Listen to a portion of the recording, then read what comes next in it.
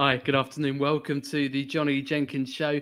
I hope you're well. I hope you've had a nice week and it hasn't been too boring in lockdown and getting up to whatever you need to be doing, whether it be your university work, perhaps you're just relaxing and taking the opportunity in this strange time just to press pause. But nevertheless, it's good to see you, and we're live with you this afternoon, or perhaps you're watching behind on catch up. Then it's good to see you, and I hope you had a nice Friday afternoon, whatever you got up to. Now, it's been a big week this week, certainly in the UK, when it comes to coronavirus. We've now passed the peak of the virus. So we heard that from the Prime Minister Boris Johnson just yesterday.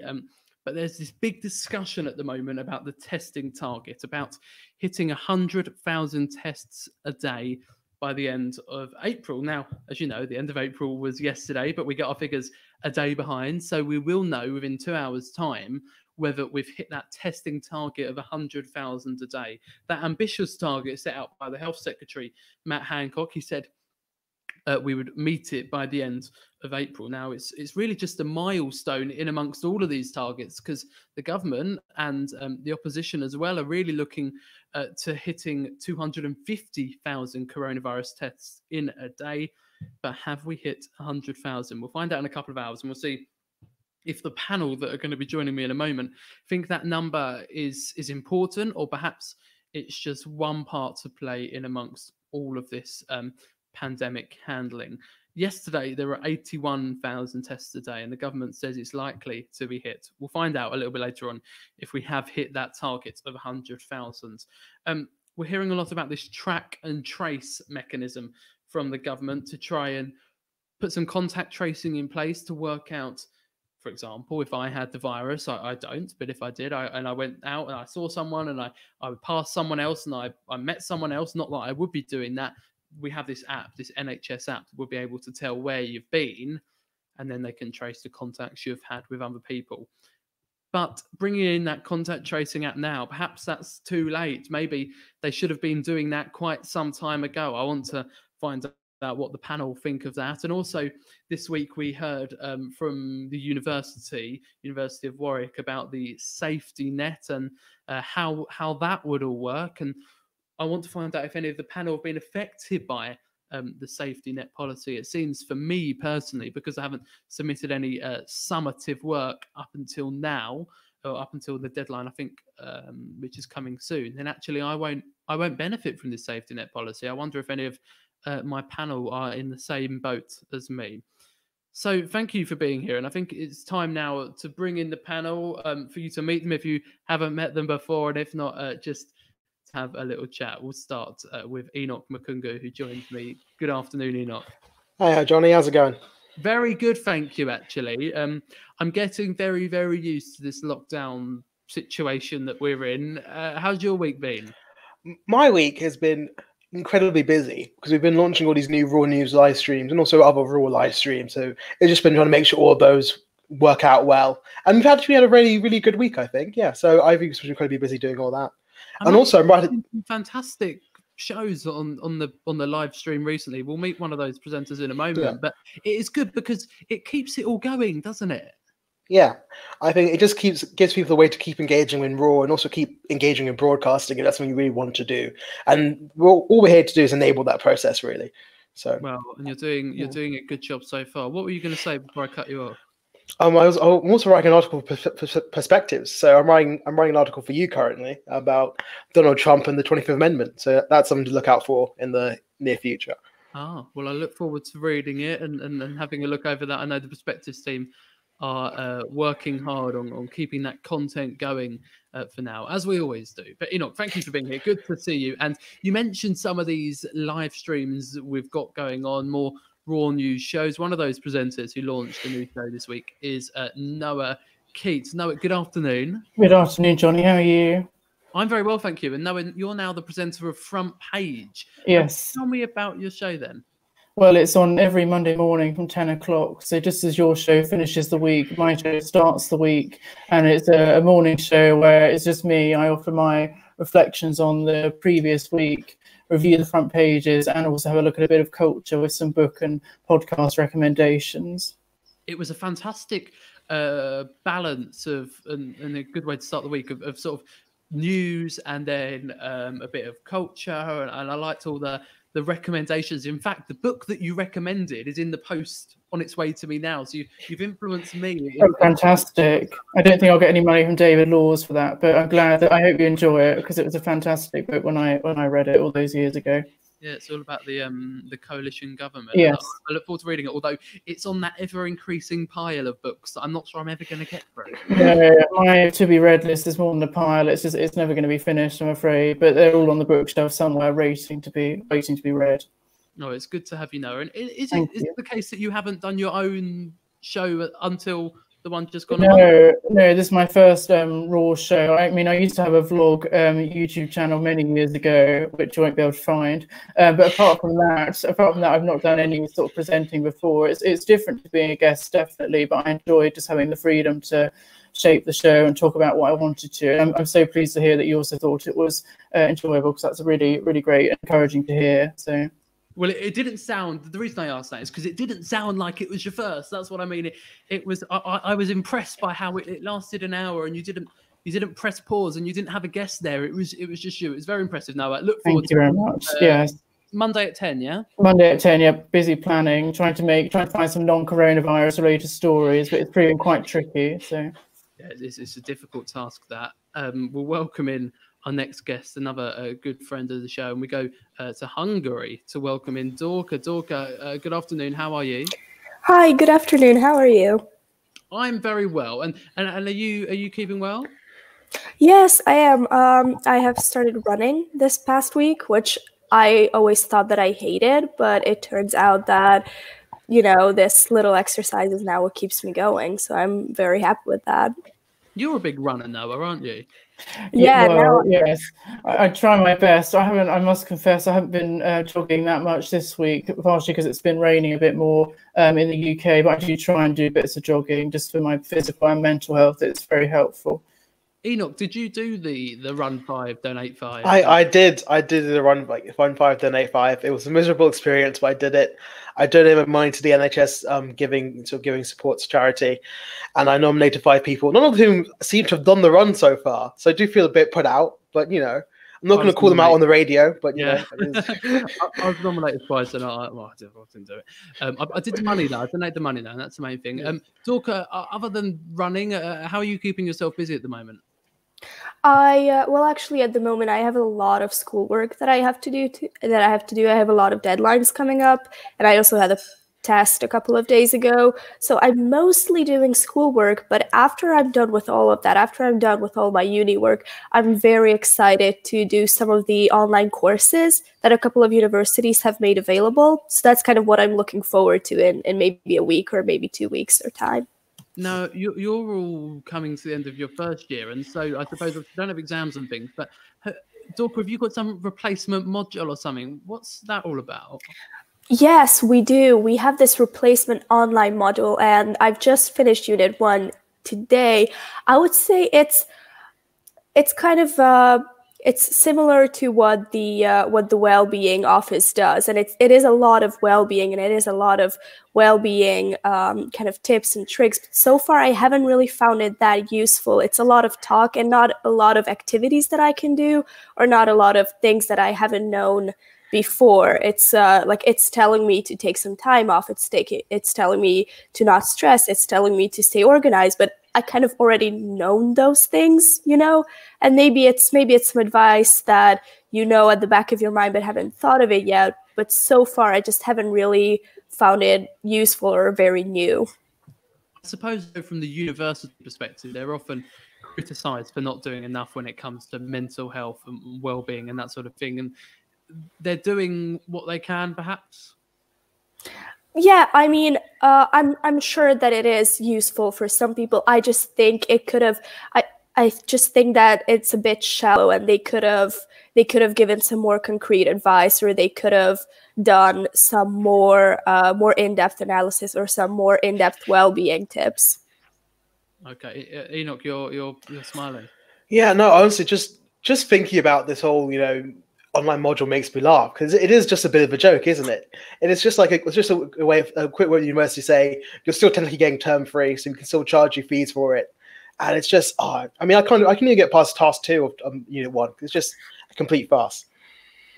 What was this the one where they put Rolf the university cat in, or was that something else? Have I got that confused? Maybe.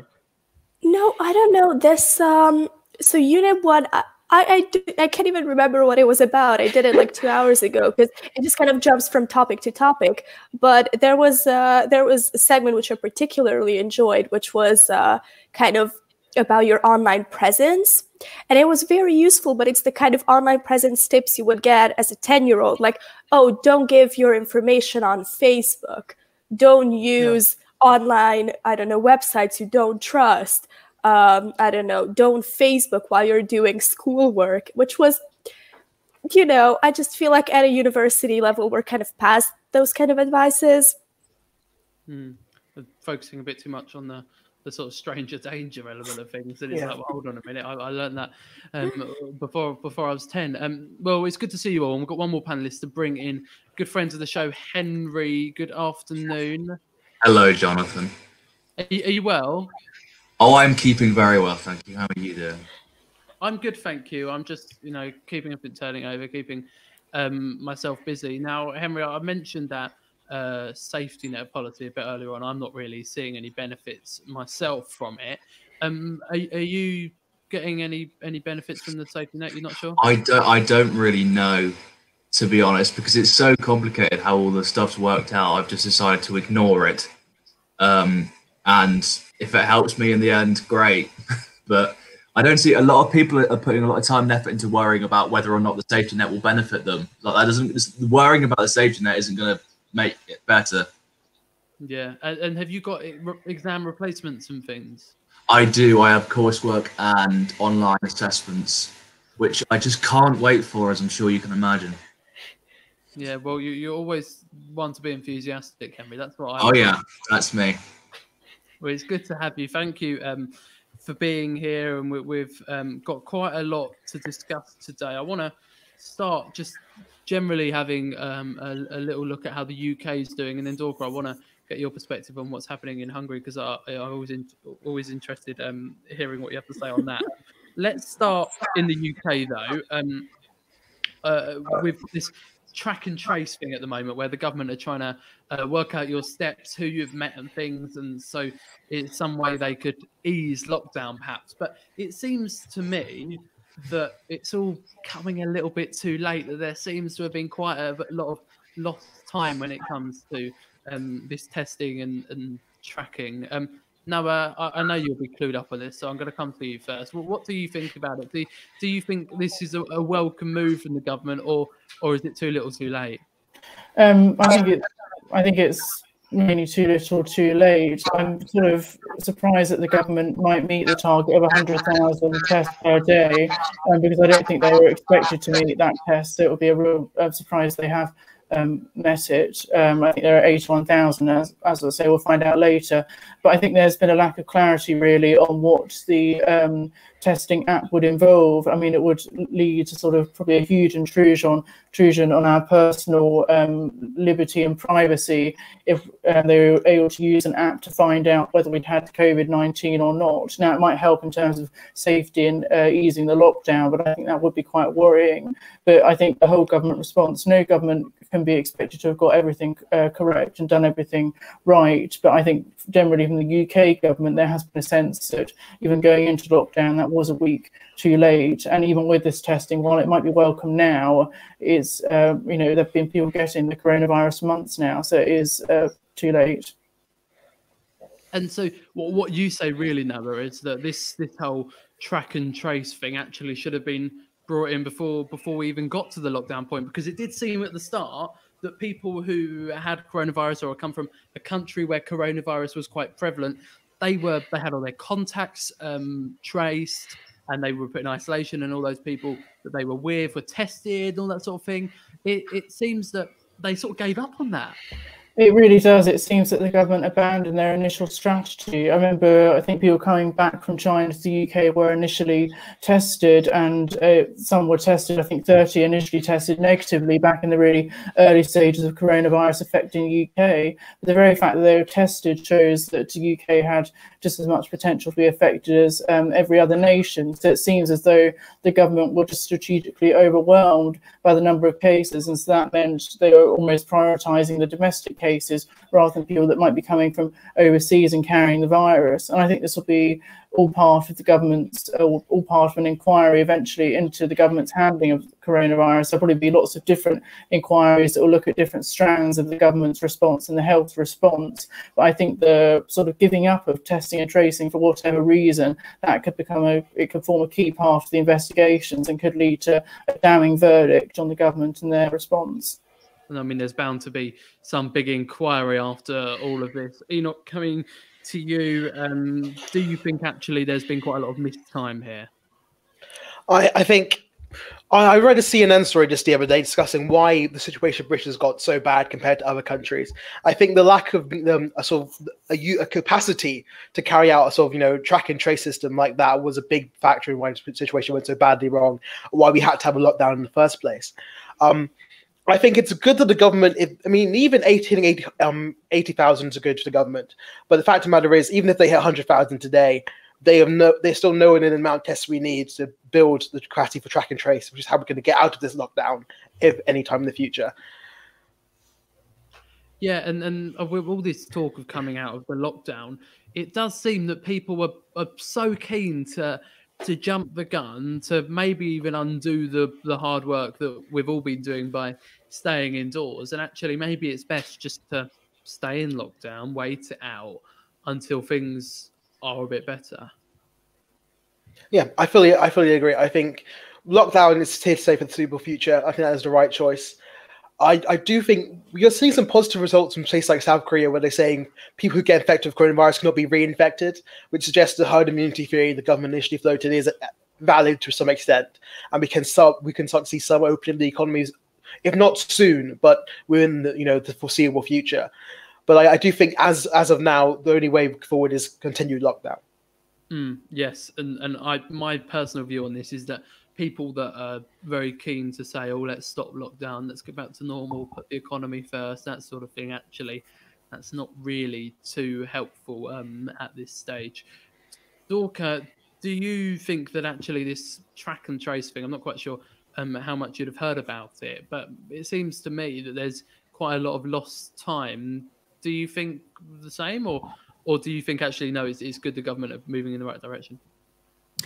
I think the track and trace thing can be useful, but also if people are truly keeping with lockdown, no one's really supposed to move anywhere. So, who would you infect other than your immediate family? I think this would have been very useful at the beginning of the crisis, but now the emphasis should be on keeping the lockdown, on how to keep a lockdown sustainable, how to keep an economy sustainable during a lockdown. And I think a lot more emphasis should be put on how to kind of figure out this whole mindset or this whole situation, and how can we normalize being in lockdown, because I don't think, or just how to normalize social distancing, because I don't think it is going to go away in a couple of weeks. And I think we do have to start thinking about this as something long-term, and we do have to come up with long-term solutions to this.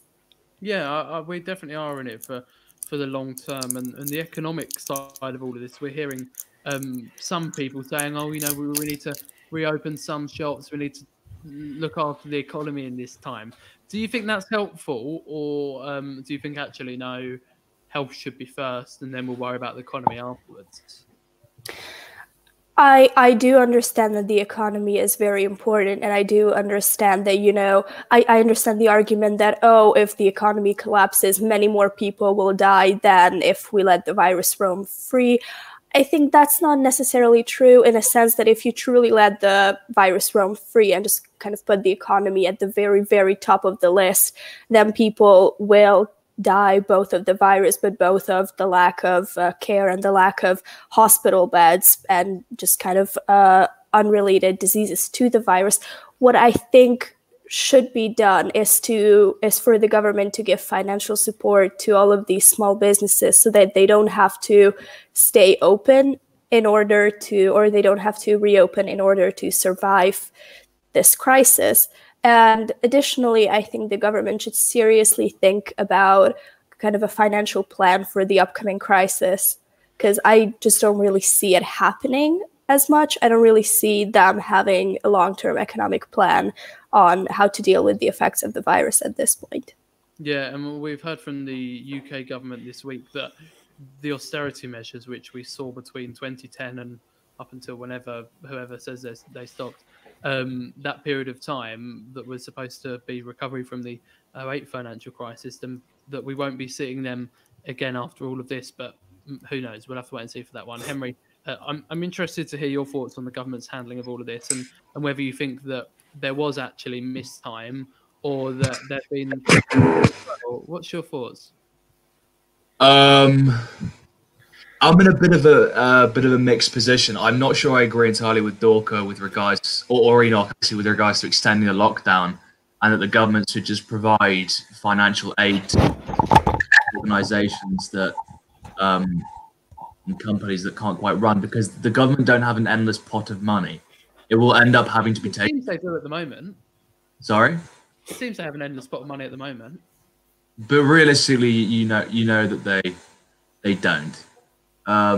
We have the furlough scheme to help individuals, but in terms of companies and shops and whatnot, it's going to run out at some point. We're going to have a larger deficit, more loans taken out, which is just going to trickle down to the taxpayers, up taxes and everything, and that might even lead to another recession. So I think lifting the lockdown partially to enable some smaller businesses or slightly sort of semi-essential services to operate isn't that bad of an idea. I know Austria has, and that you can have gatherings of up to 10 people there, and today that was lifted, part of it, and that hairdressers and garden centres and whatnot are open. Just sort of completely non-essential services, that those are the ones that are kept shut, and they're monitoring that very closely over the next few weeks to see how that affects R, which is the reinfection rate that they talk about. So I think it should be partially lifted. I mean, I for one, I'm getting a bit crazy here in lockdown. Yeah, what do you think about that? Yeah, it's interesting because at some point they're going to have to begin lifting this lockdown, and it's sort of up for renewal, if you like, mid next week. But whether they'll take the opportunity then to maybe open some, as you described them, semi-essential services, or if they'll wait it out, I'm not sure. I do think that perhaps they'll bring in, I don't know, some changes to the lockdown next week. Maybe you could have a gathering of 5 people rather than a gathering of 2. I think as it currently stands. But I suppose we'll have to wait and see on that. Henry, do you think that after all of this, some economic, maybe a crisis or a semi-crisis, do you think that's inevitable? It depends. If the government just ends up shelling out more money to whoever asks for it, then yeah, because it's not. There has to be sort of an end game for it. They can't just keep plodding on giving financial support to everyone. And obviously, if you do lift the lockdown a bit earlier, there may end up in more deaths, which is obviously not ideal and not a good situation. But thinking about it realistically, if the country runs out of money, we're going to have to cut the NHS, essential services, police, fire service, everything, which long term could do more damage and more, to the country. Henry, do you think they've given out too much money so far? No, but they're not far off. That's my biggest.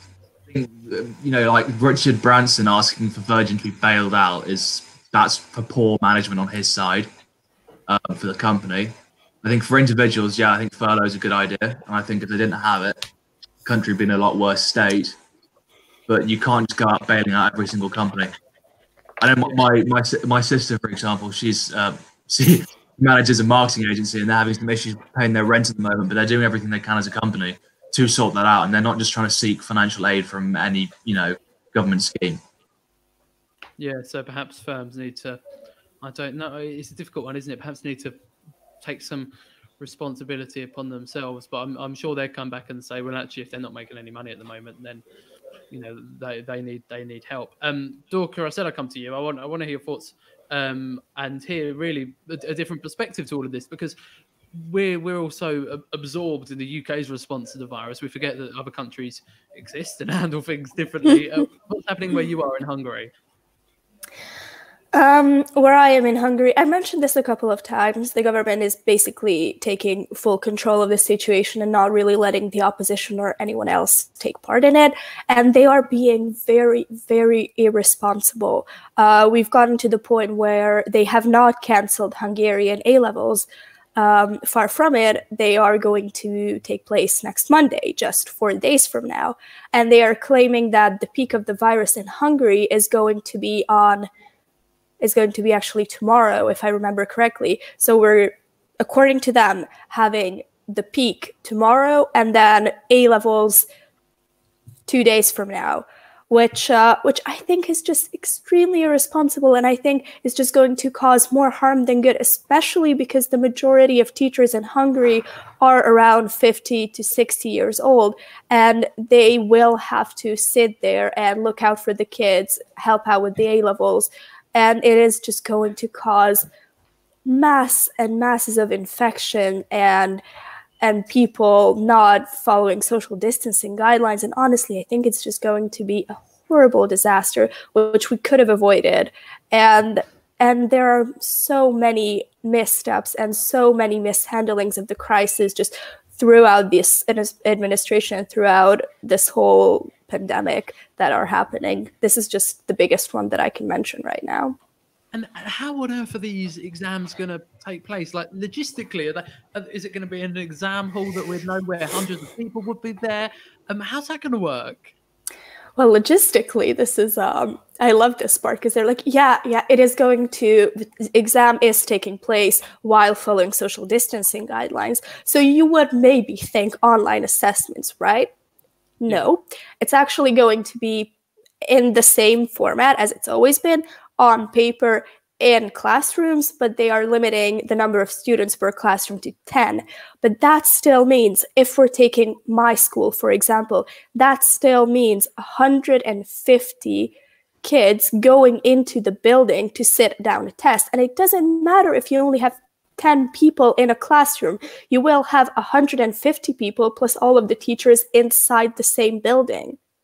Yeah, I mean, it's utterly peculiar. I know there's been some discussions in the UK about wanting to reopen schools, and there's been, I suppose, just a bit more discussion about it, and people toying with the idea that actually, if you reopen schools, which, by their very nature are a mass gathering, if you reopen them, then you free up childcare, I suppose, meaning that some parents can go to work and get things moving a little bit. But it seems, to me at least, that actually is quite an irresponsible move, because whilst kids won't be affected by the virus as much, they can still carry it. They can carry it home, and then that will have a knock-on impact as well. Enoch, what do you think about this discussion that we're seeing about the reopening of schools, or perhaps the potential reopening?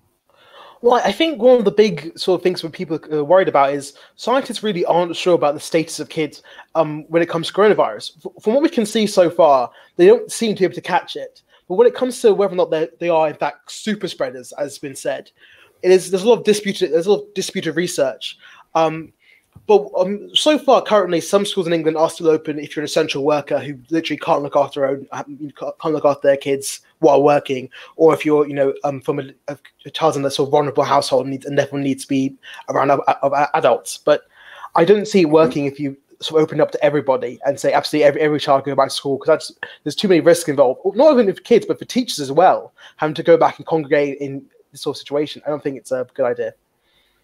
Yeah, and this whole debate, I think, is going to keep going on for some time, because I suppose it's difficult. Parents are finding it quite difficult if they're perhaps home working and their kids are there as well, to manage both their work and the children's study and keep it all balanced.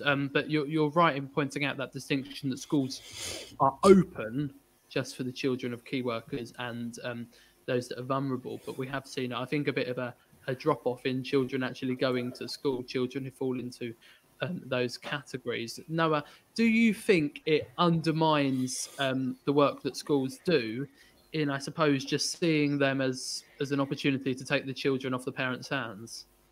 Yeah, I think we have to be clear in the UK about what and who the schools are for. As you say, they're definitely for children who both parents, I think, would be classed as key or essential workers. And I know from my old secondary school, it's only there as a place for children to work and do their studying online. They'd be allocated a seat at a computer and just have that space and freedom to get on with their work. And as for schools reopening, I think it will have to be very gradual.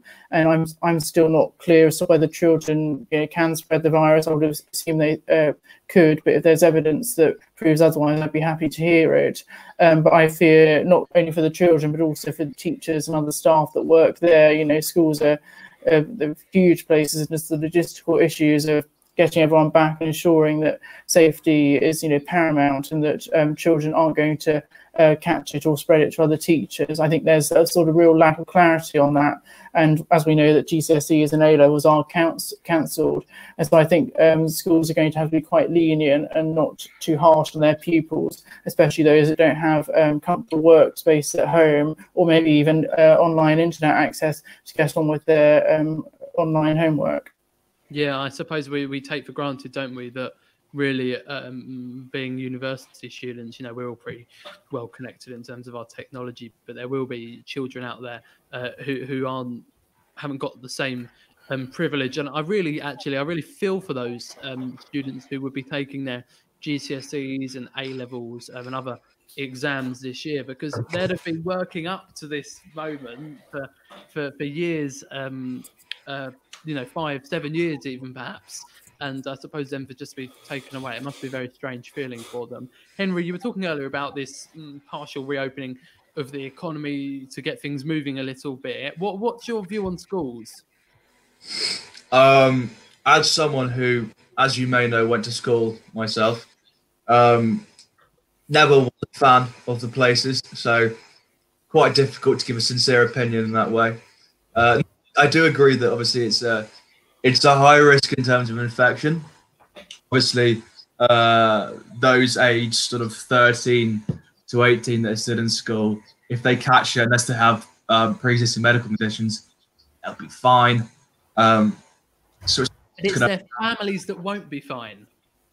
I was going to get there. Thank you, Jonathan. You have a lot of staff, janitorial staff, as well as teaching and those who cooking, all that extra support staff who would be older and who have families themselves, and then obviously the pupils of families. So I don't think it's a good idea to reopen schools. Some sort of private tuition, sort of stuff, I think should be allowed, because that keeps it a lot. I guess that keeps the reinfection rate smaller. It's a smaller risk. I think Hungary's idea to have exam halls and classrooms open for A-levels and GCSEs, I think, is foolish, very foolish. But it is easing off in that part of Europe, at least. It's just a matter of whether it does keep easing off. Obviously, Hungary is a lot smaller than the UK. And we have fewer people with still quite a large landmass. It's less dense. But I can't imagine that even if schools opened in the UK, the attitude half the parents wouldn't send their kids to school, and there'd be an absolute shambles. Because as you know, this country, I would argue, is famous for its middle-aged women deciding what's right and what to do. The Karens of this world, perhaps. Yes, the Karens of this world, indeed. And I know for sure that if I was in my mid-teens or younger and we were in this crisis and my school opened up, my mother wouldn't send me to school. She wouldn't let me go, and she'd kick up a fuss. Obviously, some people are respecting the lockdown more than others. Annoyingly, my neighbours have had their grandchildren over now 2 or 3 times, which I think is poor. But I think for the most part, people in this country are obeying the lockdown rules, and we've had almost 6 weeks of it. So just easing it off for social stuff, as I said, semi-essential services, keep morale up. I think that's the best thing to do, really.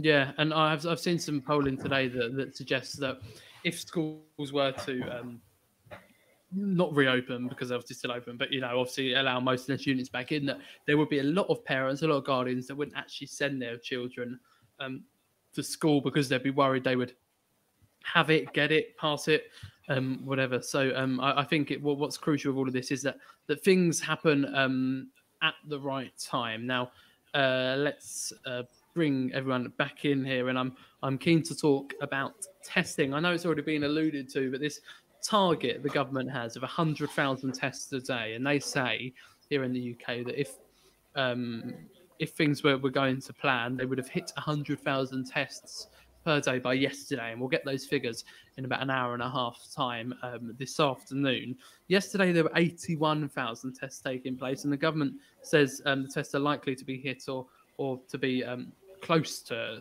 hitting that target. It's a mid target as they move towards 250,000 tests a day, and that's something that the opposition in the UK have been calling for as well. Noah, this target of 100,000 tests a day, obviously it's a milestone in amongst all of this, but do you think in itself the testing target is important?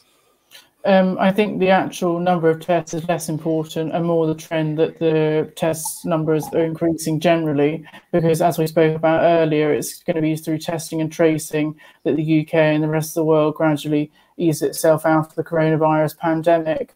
I think Matt Hancock, the health secretary, set himself a fairly arbitrary target at the start of April to get to 100,000 tests. But it was at the start of April that I think Germany had that number of tests taking place, and they've since been able to slightly ease social distancing lockdown restrictions before having to reimpose them because the reinfection rate apparently increased. So I think for the target itself, the number isn't that important, but more the trend that the number of tests are increasing, and we're more aware of who has coronavirus and who hasn't. Yeah, and it does seem that there was that, in the same way talking about the track and trace or whatever it's called, that section actually where a lot of tests weren't carried out. A lot of people that needed them, key workers, care workers as well, were neglected by all of this. On care workers in particular, Noah, I'm talking about people who work in care homes or in the social care setting. Do you think they've been left behind in all of this?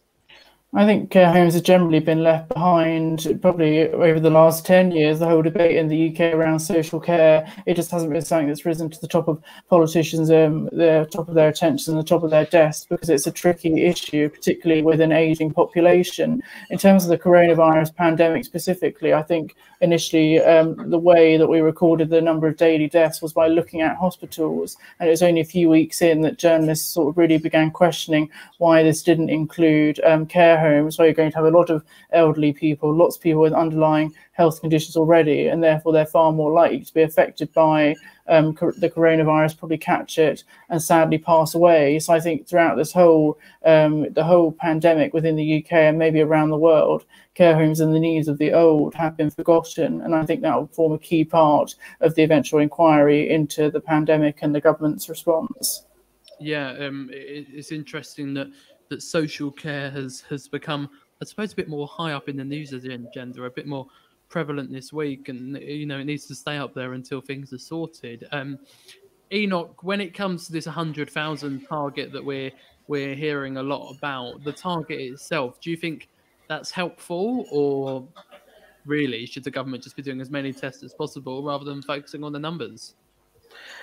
Yeah, I think the government should just be trying to get as many tests as possible. But when it comes to 100,000 sort of, aim they set themselves, I think the media really latched onto it because the government put it out there when there wasn't a lot of good news for them, and they would say, by this time, we're going to have this much stuff done. It's going to be great. And so now, as we approach the deadline more closer, the media is going, well, I'm not sure you're going to make that deadline.